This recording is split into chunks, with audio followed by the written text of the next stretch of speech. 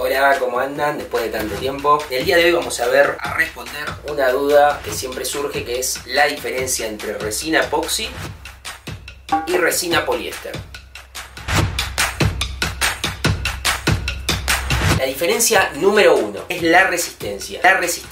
Vamos a encontrar que la resina epoxi es mucho más resistente que la resina poliéster, tanto a la flexión como a los golpes o al uso diario de lo que sería el movimiento de unos platos, vasos, si es que lo hacemos sobre una mesa. Y en cambio la resina poliéster, al tener una carga plástica, está hecho de plástico, y la resina epoxi tiene carga mineral, va a tener menos resistencia, es decir, se va a rayar con más facilidad, va a ser mucho más proclive a romperse.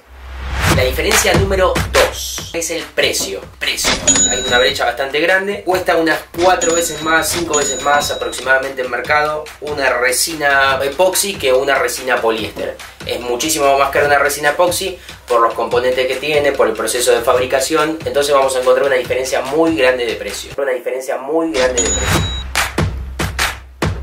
diferencia número 3 sería la temperatura de secado. La epoxi levanta 30 grados durante el secado aproximadamente y la resina poliéster levanta 130 grados. ¿Esto qué significa? Lo que va a pasar es que si ponemos ciertos objetos encapsulados adentro de la resina poliéster, se pueden llegar a deformar, a alterar el color, depende de la tinta que tenga el producto o depende de la material con el que esté hecho el producto. Entonces vamos a tener que ir muchas veces a prueba y error para ver si nos es conveniente usar resina poliéster o no nos es conveniente. Esta temperatura asimismo hace que la resina poliéster contraiga un 10%, o sea, achique.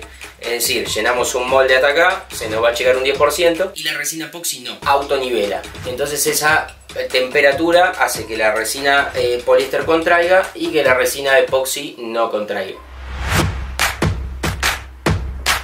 Diferencia número 4 es el porcentaje de catalización. Es muy evidente la diferencia entre el catalizador de la resina epoxi contra el de la resina poliéster. La resina epoxi se cataliza 2 a 1. Por cada 2 partes de resina es una parte de catalizador. Y la resina epoxi es por cada 100 partes de resina, una parte y media de catalizador. Por ejemplo, serían, si ponemos 100 gramos de epoxi, 50 gramos de catalizador. 100 gramos de poliéster, 1,5 mililitros de catalizador. De las dos resinas el tiempo de secado es similar. Eso sería una similitud, no una diferencia. Son 24 horas de secado y el gelificado es entre unos 15 y 25 minutos en las dos resinas, dependiendo de la cantidad de catalizador que le pongamos.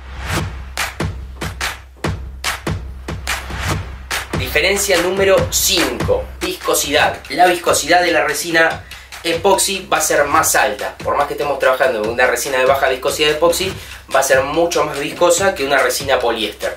Siempre la poliéster es más líquida, por lo tanto genera menos burbujas. En cambio la epoxi, al tener mayor densidad, nos va a generar un poquito más de burbujas que se quitan con pistola de calor o con soplete. En el caso de la poliéster no se sacan con calor, porque lo que vamos a hacer es hacerle levantar más temperatura y va a tender a quebrar la resina. Y por último, en concepto de seguridad, lo que podemos ver es que la resina epoxi huele muy poquito y la resina poliéster huele fuerte. Pero eso no significa que no tengamos que usar protección facial. Una semimáscara se suele usar con filtro para gases y vapores para estar protegidos y trabajar en un ambiente aireado. Esas serían las 5 diferencias. Si quieren seguir viendo este tipo de contenido, pueden suscribirse al canal, pueden seguirnos en Facebook, en Instagram, subimos novedades todo el tiempo, también muchas ofertas, y en la tienda pueden comprar los productos con envíos a toda Argentina. Nos vemos en el próximo video de Servifibras.